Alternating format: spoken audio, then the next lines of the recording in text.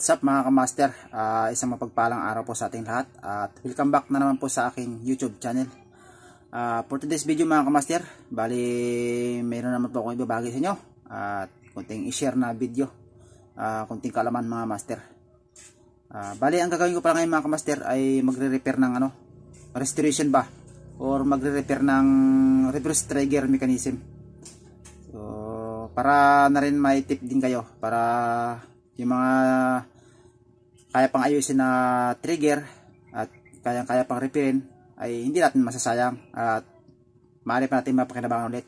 Bali ito pala mga kamaster ay dati kong trigger na old kong trigger na ginagamit ko sa aking quick reload. So bali ngayon mga kamaster ay gusto ko na ulit siyang gamitin dahil medyo ito kamahal-mahalan ko na trigger dahil siya yung pinakamaraming naihuli na kauna-unahan kong quick reload.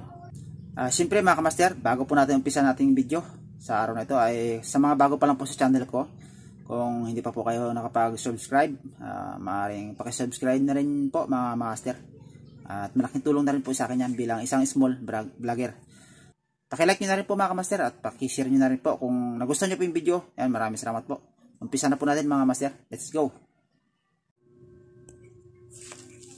Bale, ito po pala yung ating trigger mga kamaster na ating quick reload. Bale, kalasilan po natin itong ating mga pinlock.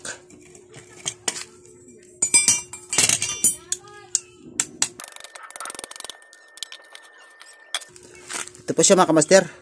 At ang problema nito mga kamaster ay pudpud na itong dulo-dulo. Yung kanyang sir.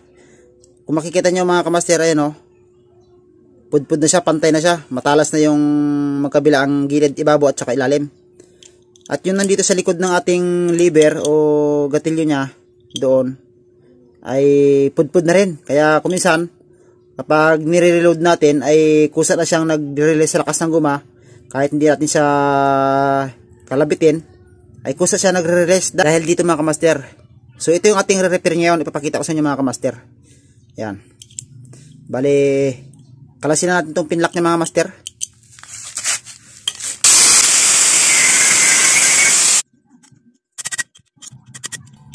So yan mga kamaster, ganito lang kasimple yung ating old. Matagal na to. Ganyan kasimple lang siya mga kamaster. Ito yung i-repair natin.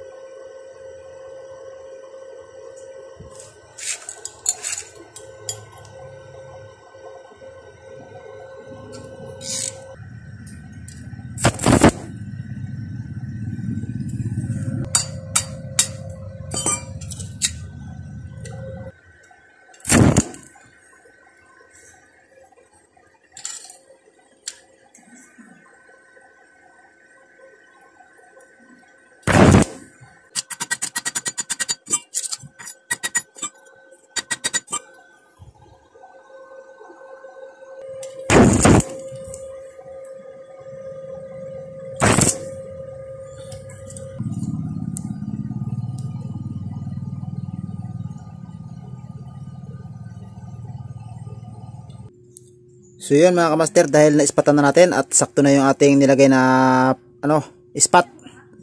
Bali ang gagawin naman natin dito mga master ay igagrind na natin to at ihuhubog na natin sa kanyang dating porma mga master.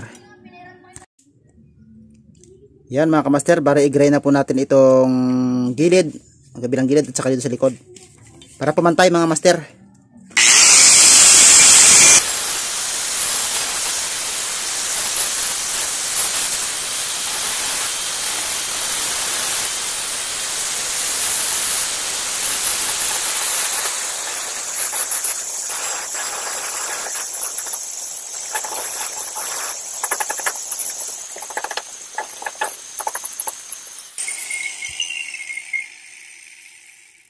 Yan mga kamaster, bali nakuha na natin yung design. Mamaya na natin pakinisin to. Ito naman ang isusunod natin mga kamaster, itong kanyang sir. I-grind din natin.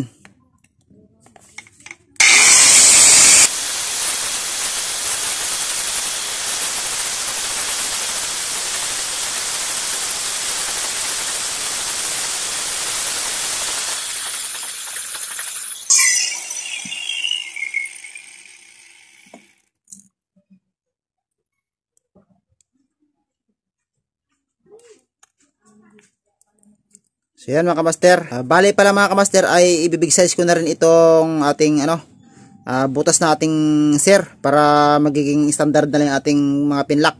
Katulad dito sa lever ay 316. Ito ay gagawin din natin 316 mga master.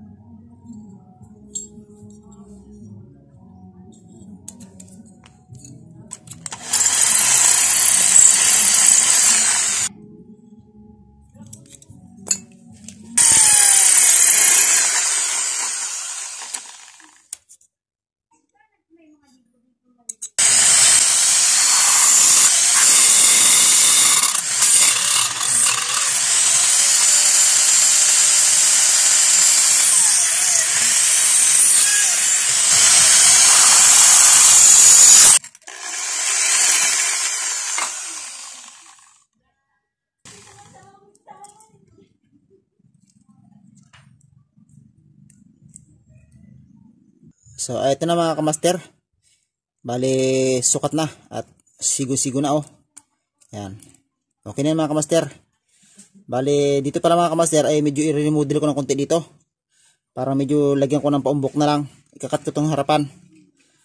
Panurin nyo na lang mga kamaster.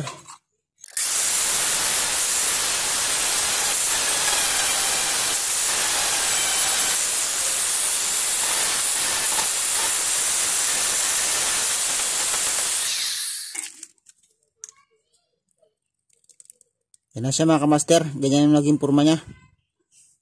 Ayan. Subukan natin dito mga kamaster.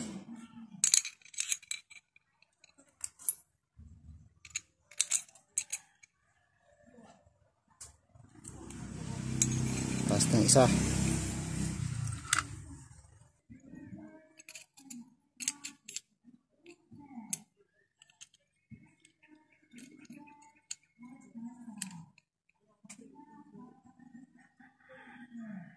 Yan. Ito siya mga kamaster. Ganyan lang yung design ko sa pansarili ko na to. At ito ay old pair naman to mga master. Old na kasi to kaya ganyan design. Mas nagbago na yung design ko ngayon mga master. Pero dahil sayang, nanghinayang ako kaya inayos ko pa rin siya. Dahil siya ay paborito kong trigger mga master. Yan Yan. Yan. Pag tinalabit mo yan. Yan. Ayan mga kamaster. Bali pakinisin ko na lang ito. At isi-set up na natin. Bali magpapalit din ako ng spring mga kamaster. Ito yung spring natin. Yan. Bali papalitan ko na rin ito mga master. Para medyo maging ma-SS din. Ayan Bali gagamitan ko lang ito ng flap disc mga kamaster. Para medyo kuminis yung mga inispatan natin kanina.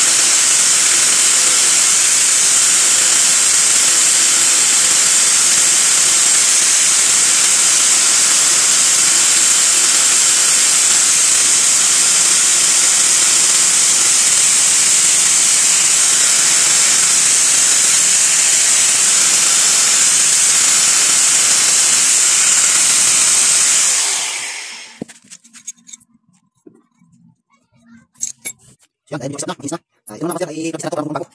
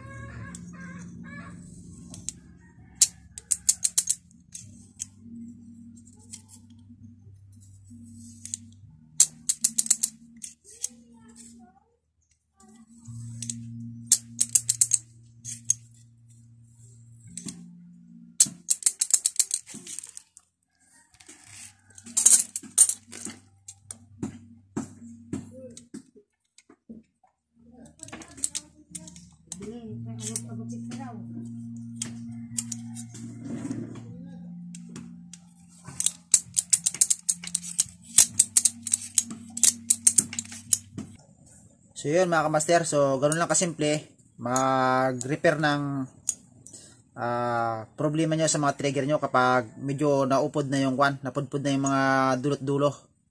So ganun lang kasimple mga kamaster, wag nyo siyang itatapon. At repairin nyo lang katulad sa ginawa ko ay mapapakinabangan nyo ulit. So abangan nyo na lang mga kamaster yung susunod na episode natin. Bali gagawa uli ako ng panibago kong personal spear gun na pang night dive, yung quick reload. Kasi quick reload talaga ako mga kamaster, madalang mo ako mapagamit ng regular yung tumatalsik ng bala. Kasi sa night dive mas gusto ko yung mas mabilis akong tumira at mabilis magtanggal ng isda.